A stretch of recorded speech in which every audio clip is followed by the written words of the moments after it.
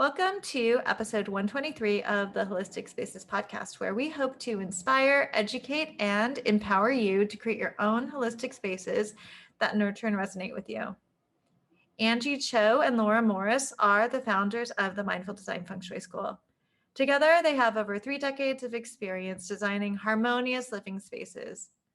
Laura and Anjie have guided thousands of people to shift their energy and revitalize their lives.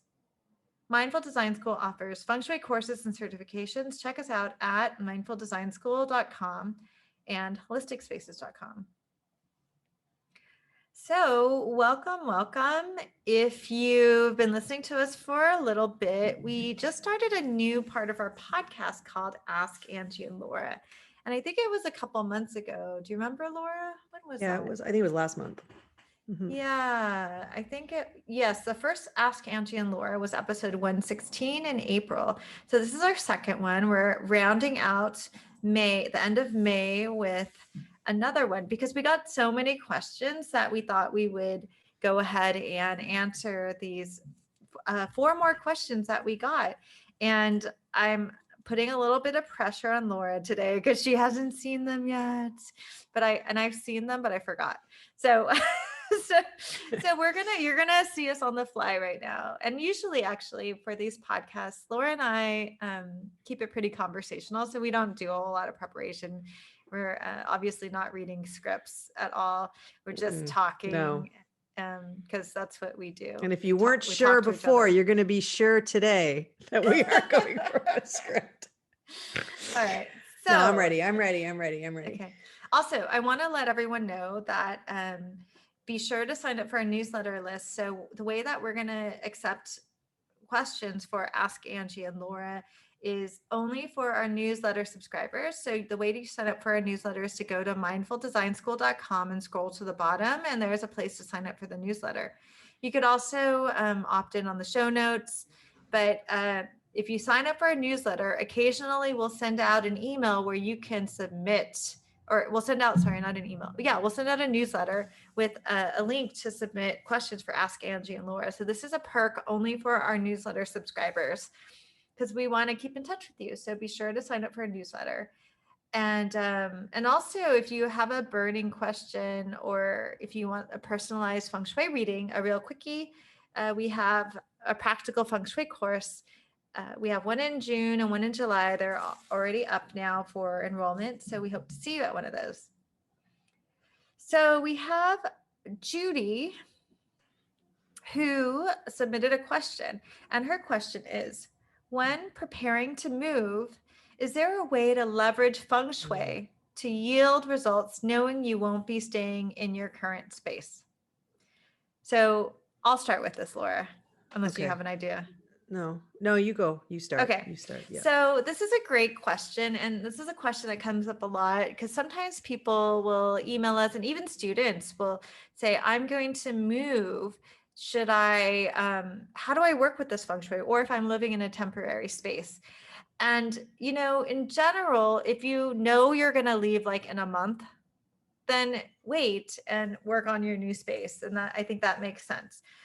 But if you are going to move in a year or so, I think it's something to consider that a year is an awful lot of time. And this idea of being in the present moment is really important because I remember when I was younger, like in my 20s, and I lived in rentals with roommates, I wouldn't invest in my space. And I'd be like, one day I'll invest in my space when I have my own space, but I wouldn't invest in my space. And then everywhere I lived felt temporary and there wasn't a lot of stability or support. So I think, it depends, Judy, if you're preparing to move like in a year or you're moving next week. But even if you're moving next week, you can absolutely leverage feng shui. You can incorporate feng shui techniques. And I also did like a whole blog post and like an Instagram story about like using feng shui when you're traveling, because there are things that you can do to have the place you're staying accommodate you more. And it may not be the same feng shui techniques, but it makes sense to recognize that where you are now, even if you're only there for a night, it is of it is helpful to create a space that supports you. So, Laura, what would you say? Yeah. I think knowing that you won't be staying in your current space. So there's stuff that you can do that's not permanent. And I always, we always talk about how feng shui works in realms. So, your personal chi is one, your bed, your bedroom, your home, then your immediate neighborhood, then your street, blah, blah, blah, blah, blah. And then all the way out to your country and then blah, all the way out. So, you can and we get questions like this again too from students that are living in spaces where it's like a common they're they only have their room and they there's common areas, and we just say work on your bedroom. So wherever you are, so if you're in a temporary space or in a rental or something and you're going to move, or you're you focus on the bedroom then. So make sure that you have your nice set of sheets, that you've kept it clean, that you maybe you took out of storage, you took your proper side tables, you actually mounted your headboard, things like that, like to what Angie said, is making it a home. So don't worry about the whole house, but maybe focus on the bedroom. And then that will make you actually feel much more calm and collected, and it'll give you some sense of grounding, I think. Yeah, and also when preparing to move, you can also give gratitude to the home that you're leaving and to the house spirit and the energies that supported you, whether or not it was a pleasant experience, difficult experience, neutral experience, but you still can have gratitude for whatever experience you had in that space, and create a beautiful celebratory rite of passage, saying goodbye and welcoming the new. And when we do this, because in our modern age, a lot of us have forgotten these rites of passage and these celebrating those things to create closure. And so it would be, I think, a beautiful ritual to take some time, thank the home, and also bless the home, and then leave it as if this is another Zen adage that I love that one of my teachers always says: leave things as if you were never there in the first place. So say goodbye, let go of the attachments, let the next family come in and really make that place their own, and let go of your attachments and find some closure, because when you can say goodbye and close things, you can welcome new beginnings. Okay, thank you for your question, Judy, and thank you for listening. So the next question is from Christy and Chrissy with an I-E, Chrissie. Chrissy asked, my son's room is in the love corner. Do we need to focus the map? Okay, okay, we're not going to answer the second part. We'll just say my son's room is in the love corner. So what does one do when, Laura, what do you do if your kid's room is in the relationship area? Well, I think the second part of the question, she may not be putting, because if it's a second floor, you may not have to worry about it. But anyway, having said that, there are many bagwas. Okay, first off, in your home there, and so if you try to, if just to make your life easier, if you're trying to bagua something that isn't the main floor and isn't fairly straightforward, and you're still quite a beginner and you're just new to this and you're not working with a consultant, then yeah, you can kind of have these questions and start to get a little concerned and worried, right? So before you get there, first just focus on the main floor, okay? Even like even backing up further, just focus on your bedroom. So your son's bedroom may or may not be in the love corner. We would want to double check that. And even if it is, it's not a big deal, because there are many other there's many bagwas and many ways to activate it. And not every part of your house is a feng shui adjustment. And, you have to be really intentional and, decide that this is what you want to do. And if you want to activate this area or there's something that needs to be corrected, there are ways you can do it. So first off, don't worry. Second of all, if you are really concerned about, like this is bringing up something for you, like there's a reason why you're concerned about this, we really do recommend you work with a feng shui consultant, because we don't want you to go crazy. We don't want you to make yourself crazy. This might not even be, it might not, you might not even have this issue. It's not that it's an issue, but you might not even have an issue. So work with a professional if there's something there, like the reason that you're looking at this and you're concerned, because there's so many other things that consultants and practitioners can do for you around love, relationships, intimacy, partnership, self-love, all that stuff, like beyond just like looking at the bagua. Just, I want to say that for first off. And there's lots of, we don't really worry about what room is in what gua unless we're talking about a bathroom and maybe the stove or something. And then again, you're looking at it a little bit more technical, right? And it still depends, right? So um, I would say focus on your bedroom. Don't worry about your the love corner overall and whatever's happening there. Focus on your bedroom, find the love corner in your bedroom, and then, do whatever adjustments you want to do around relationships, partnerships, all that stuff in your bedroom. That's what I would say. Yeah, and we have episodes on that, but everything that Laura said, plus I would also say, if you work with a consultant, you'll start to see that there could be a lot of benefits to having a child's bedroom in the relationship area, because for instance it also represents the feminine principle. It represents the relationship with the mother. It might mean that your son is very connected to you as the mother. It could mean that your son is very embodied in his feminine side, is very embodied, or very connected. So it could mean a lot of really positive things, or that he has the ability to connect with you and the mother lineage of your family. So there's many, many, many nuances.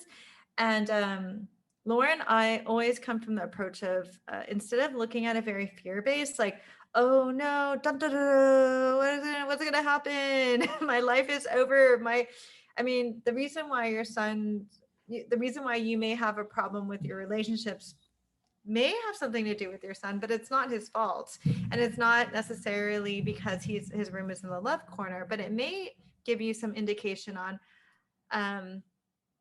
it just depends on the person. Maybe your son holds a place in your life that kind of block, because you're so focused on your son, you're not focused on you're receiving a relationship or receiving a male partnership. Who knows? We'd have to work with you directly, but the quick answer is there's no problem with your son having his room in the relationship area. Okay, question number 3 is very similar, actually. From Van, they asked, what can you do if a bathroom is located in the relationship corner of your bedroom? Which is similar question. So Chrissy asked about my son's room is in the relationship corner. Now Van is asking about the bathroom in the relationship corner. Mm-hmm. Okay, so again, I would say it depends, but toilets and bathrooms that's draining energy. Obviously, if it's kind of, that's what people know about feng shui, is they know that if they know one thing, it's like, oh my God, bathrooms are somewhere and it's the end of the world. So I think again, that's that. Don't take a fear-based approach. Don't try not to look at your house and find the worst feng shui things about them. Maybe try and look at your house and find positive things to start with. But I get it. It's concerning because you've read stuff probably and you've come across things. So, yes, it's draining energy, but actually, when you approach this at a more advanced level, Kun, which is the relationship area, is actually one of the least affected areas of the Bagua that when they have a toilet in it. I'm not going to get into the details on what. It's more of like an advanced, practitioner kind of way of looking at it. And there's an adjustment that you do for it that plays off of that. And if you work with a consultant, they would share that with you. But what I will share with you is that the area of Kun is Coin of Partnerships, relationship corner area, we're calling it. It's all those things. It's got many layers to it. Is an earth area. And it's a yin earth area. So it's a receptive earth area. So if you wanted to, you could add in, this is a very sort of simple way to do it, but it can make you feel better about the situation is and to make you like you're proactive about it, you can add in the earth element. And so the earth element could be the color yellow, it could be earthy finishes, it could be a ceramic pot, with a plant in it that has earth in it as well, depending on your light source. So that's what I would say around that you can do a simple fix, but again, if you want to get really deep into it and see what's going on, work with a consultant. Yeah, and I would also clarify that Van said, what can you do if a bathroom is located in the relationship corner of your bedroom? So generally, a bathroom is not in your bedroom. It could be in your bedroom suite. So technically, the bathroom is not in your bedroom because your bathroom is a different room. So you might not even have a problem at all. So this is a case where maybe you need to double check your Bagua layout. Same thing as Chrissy's. Good to double check that you may be creating grief and worry about something that you don't even need to think about. So Okay, and last but not least, Angela Falcon, Miss Falcon asked us, I have a clear quartz crystal ball about 8 inches in diameter. So it's not a feng shui crystal ball. So that's the first thing. So, okay. And she said, where would you put it? Can't decide. So this is a fun question because I think that people don't know what a feng shui crystal ball is. So when we talk about a feng shui crystal ball, it is a faceted glass crystal ball. However, it's not going to be 8 inches in diameter. They're usually more like 40. The ones that we typically recommend are 40 millimeters in diameter, which is about an inch or an inch and a quarter. mm-hmm. So you're talking about like one of those crystal balls that It's an earth, like it's from the earth and it's been formed and like polished into a ball. Yeah, it's clear crystal quartz.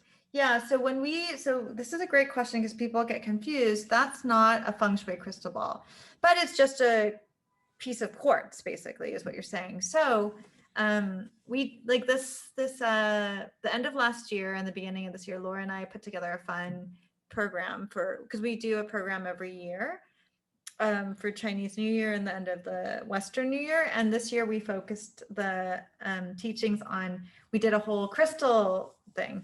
And maybe we'll play on that some other time soon, but it's not available anymore. But, there's different ways you can look at crystals. So naturally occurring crystals are not necessarily feng shui adjustments, but when you work with a skillful feng shui practitioner, they can use a crystal, like they could use a paint color, or they could use, it's just a tool or something that you can apply to your home for a specific reason. So we would need to know more about you and what you want to achieve to know where you want to put it. But my answer for you would be like, Angela, take a moment, take a deep inhale, long exhale. And if you think about this crystal ball, and you can even hold this 8-inch diameter crystal ball in your hand and just like meditate with it, and then just let your home tell you where it should go. Because at this point, your guess is as good as mine. Right? Yes. I think that's, it's good for her to decide because again, not everything is a feng shui adjustment. So she can put it somewhere where she loves it and where she can look at it and appreciate it. Because crystals aren't a traditional feng shui adjustment, but they do represent the earth element because they come from the earth. So that's it. So that's one thing. And the shape, you could always look to the shape of it, which is round. And there's a particular area in the Bagua where you could put that, which is helpful people. And so there are things you could do with it because and it's an earth element and it's round. It might be a nice thing to activate your helpful people area. If you sort of showed me and I was in your home and we were walking around and you said, "Oh, I have this and I really love it. Where do you think I should put it to activate it?" I'd probably say that. Well, 8 inches is that's big. It's big. Yeah, Like but the you put it size on of your display somewhere. head. It's like 8 inches is like, yeah, it's the size of your head. Yeah, that's a big crystal. That's a big piece of crystal quartz or Yeah. clear quartz. Well, thank you to Judy, Chrissy, Van, and Angela for your questions. And thanks everyone else for submitting the questions. So we'll do a whole new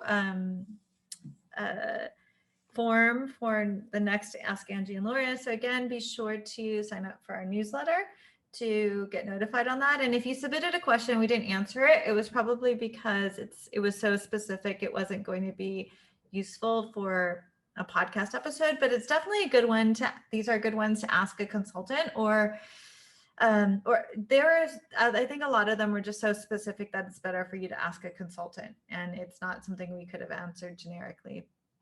So we look forward to the next Ask Angie and Laura, or is it Ask Angie and Laura or Ask Laura and Angie?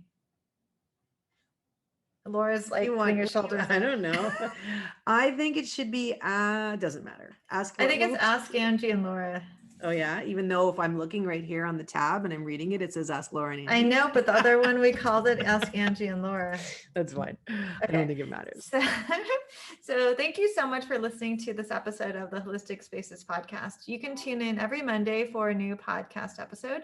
If you like our podcast and this episode, please share it with others. You can subscribe and leave a review if you'd like to explore the world of holistic spaces and feng shui on an even deeper level. You can visit our website, online store, and blog for more information about feng shui and holistic living.